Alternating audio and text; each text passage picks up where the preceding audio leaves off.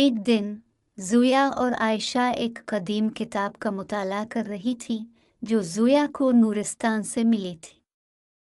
किताब में जिक्र था कि एक जादुई कालीन ज़मीन पर छुपा हुआ है जो न सिर्फ उड़ सकता है बल्कि खोई हुई जादुई छड़ियों का पता भी लगा सकता है। आयशा ने हैरानी से कहा, उड़ने वाला कालीन, यह तो बहुत मज़े का लगता है।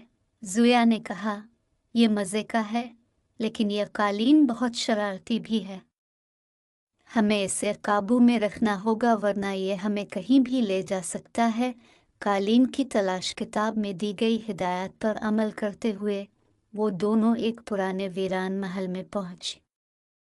महल के अंदर हर चीज़ धूल और जालों से भरी हुई थी।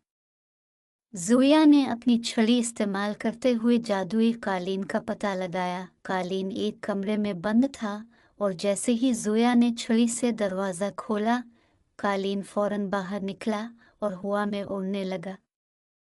कालीन ने ज़ोर ज़ोर से घूमना शुरू कर दिया जैसे वो किसी को अपनी पीठ पर बैठने नहीं देना चाहता हो। आयशा ने हंसते हुए कहा, यह तो वाकई शरारती है। ज़ुया ने अपनी छड़ी से जादुई अल्फाज अदा किए।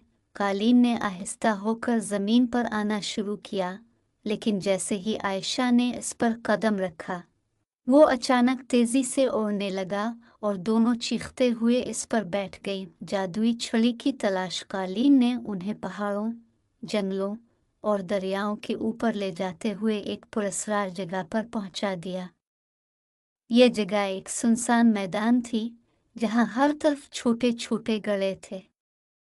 ज़ुया ने महसूस किया कि छड़ी यहाँ कहीं छुपी हुई है। ज़ुया ने कालीन से कहा, हमें ज़मीन पर उतारो। कालीन ने थोड़ा घूमकर उन्हें एक बड़े गड्ढे के पास उतारा। ज़ुया ने अपनी छड़ी से जादू किया और गड्ढे के अंदर से रोशनी निकलने लगी। वहाँ एक खूबसूरत सुनहरी छड़ी छुपी हुई थी, लेकिन जैसे ही उन्होंने इसे उठाने की कोशिश की, ज़मीन हिलने लगी। कालीन की बहादुरी ज़मीन से एक बड़ा जादुई सांप नमूदार हुआ जो छड़ी का मुहाफिज था। सांप ने गुस्से से कहा, ये छड़ी तुम्हारी नहीं है।